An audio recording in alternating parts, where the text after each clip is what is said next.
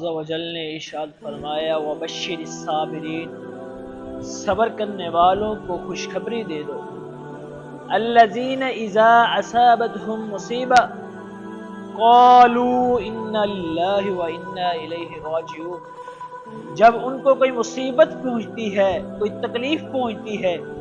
تو وہ کہتے ہیں ہم اللہ ہی کی طرف سے ہیں اور اسی کی طرف لوٹنا ہے۔ کرنا چاہیے؟ سیدنا انس رضی اللہ تعالیٰ روایت کرتے ہیں کہ رسول اللہ صلی اللہ علیہ وسلم ایک عورت کے پاس سے گزرے، وہ عورت اپنے بچے کی قبر پر رو رہی تھی، تو نبی کریم صلی اللہ علیہ وسلم نے ارشاد فرمایا، نبی کریم صلی اللہ علیہ وسلم نے اس عورت سے کہا اللہ سے ڈرو اور صبر کرو۔ تو وہ عورت نبی کریم صلی اللہ علیہ وسلم کو پہچان نہ سکی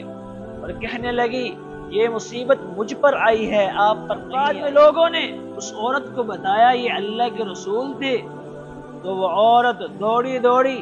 نبی کریم صلی اللہ علیہ وسلم کے دروازے پر آئی اور کہنے لگی اللہ کے حضور،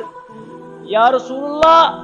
اے اللہ کے رسول، میں نے آپ کو پہچانا نہیں۔ تو نبی کریم صلی اللہ علیہ وسلم نے ارشاد فرمایا صبر وہ ہے جو مصیبت کے شروع میں کیا جائے۔